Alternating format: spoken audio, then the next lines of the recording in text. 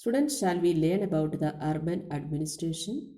So in chapter 7 of civics, shall learn about these topics today. The ward, councillor and administrative staff. How does municipal corporation gets its money?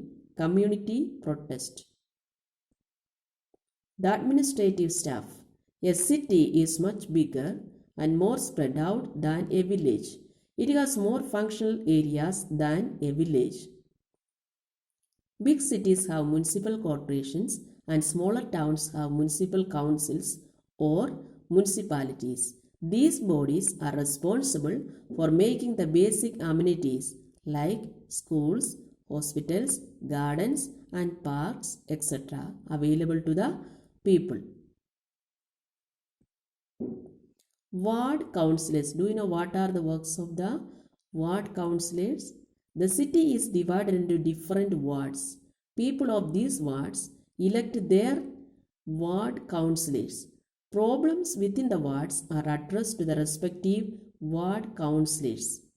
Decisions that affect the entire city are taken by the councillors of the city through debates and discussions. To assist the councillors, commissioner and the administrative staff is appointed. Ward councillors try and ensure that demands of their wards are fulfilled.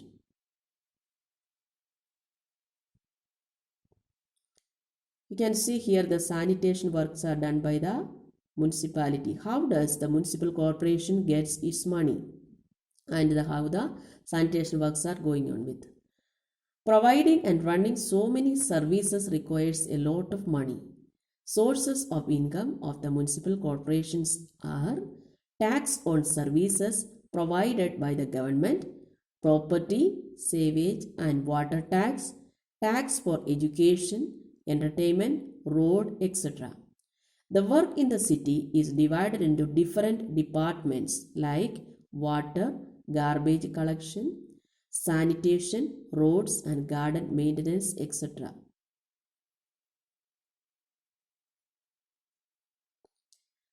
A community protest. You can see here many people are sitting here with a lot of protest. What is that? What they are doing, we can see. If the people are not satisfied with the work managed by the ward councillor, they can protest against it in groups. People of the ward can also start signature campaign for the problems they face every day. Sometimes the people want to protest against any matters in the society. They can have the signature campaign. That means they will write that memorandum and they will get the signature of the people with their problems.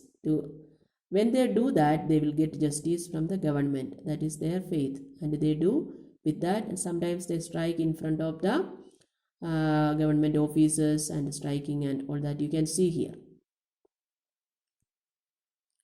Surat city. What is the importance of the Surat city in this chapter? Plague hit Surat in 1994. Why it happened? Because the garbage was dumped into the nearest drain or street. Municipal Corporation of Surat also did not take steps to clean it.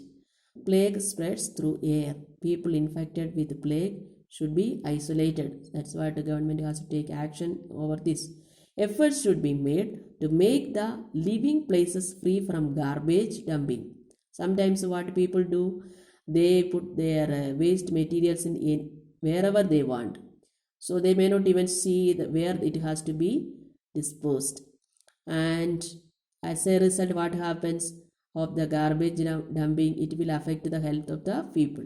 Today, what happened now? Surat is the second cleanest city in India after Chandigarh because people protest against that, and government took the action. Municipalities have taken the actions, and now Surat is very clean with the other better than with the other states it is a second cleanest city in India after Chandigarh.